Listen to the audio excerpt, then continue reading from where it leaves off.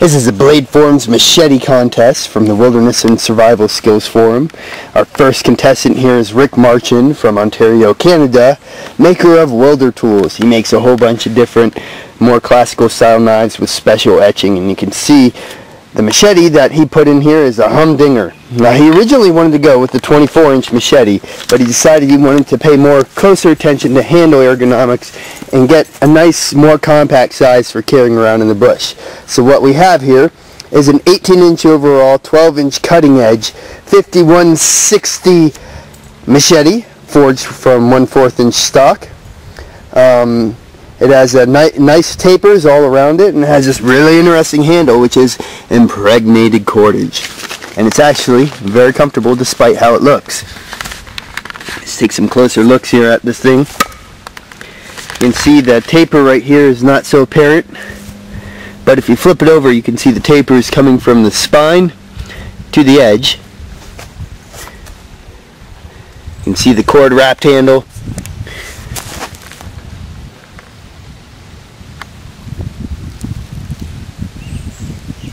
And let's get some weight. One of the first things I noticed is this awesome sheath that Rick supplied with his machete. When you open up a package from Rick Marchand, you normally should sit on a bedpan due to messes that you could create earlier after opening said package.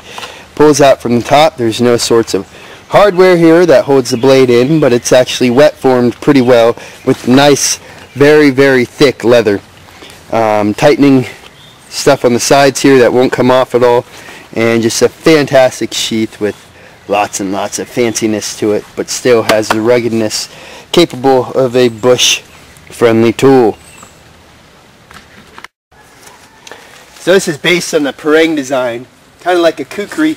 That forward motion there, you can see how if I hold it straight, it kind of has a little bit of a slant angle to it, kind of like a kukri. It helps bring the weight through there, especially when you do, this here flicky cut. Got some vegetation here, and it just sails right through it.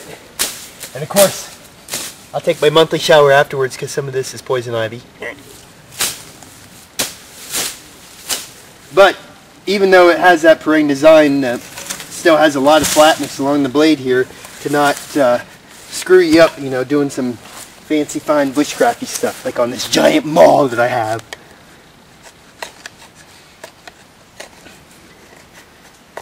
So the curve of this blade doesn't hurt it from doing, machete-esque stuff, finer machete cutty stuff, which I like.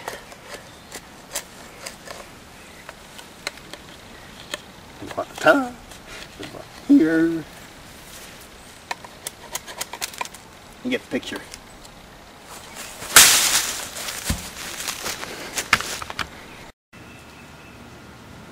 This 18-inch overall length machete is really suited for camp tasks. This is such a usable tool in such a small package. So we're going to use it to cut pieces for a table coming up here for a camp, because I decided to keep this more of a camp-oriented theme for this particular machete.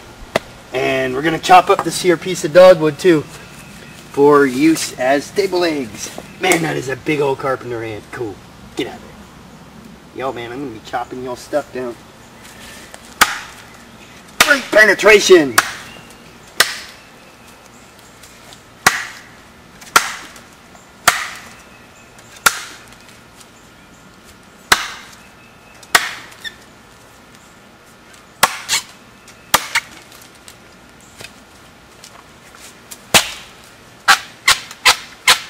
It's like I'm waving. Hey!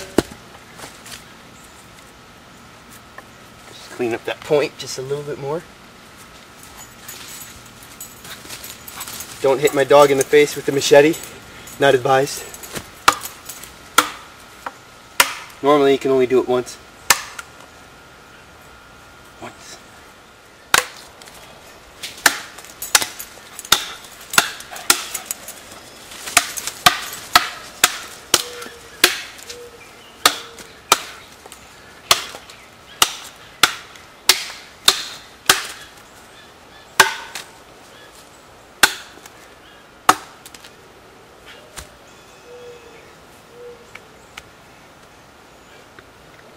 That'll work. Handle close up, you can see the handle air goes here. It's spat at the end, tapers down along the blade length. He's got 2 pieces of epoxy impregnated leather under here. Leather micarta. Really cool job he did on this because it's hard. It's not soft at all. It's impervious to the elements. One thing I didn't like about it was that there's no lanyard over here just in case. It's pretty cool, and I'm sure you could drill through this, but I'm not going to try because this is going right back to Horn Dog because he got such a crush over it because it's so pretty.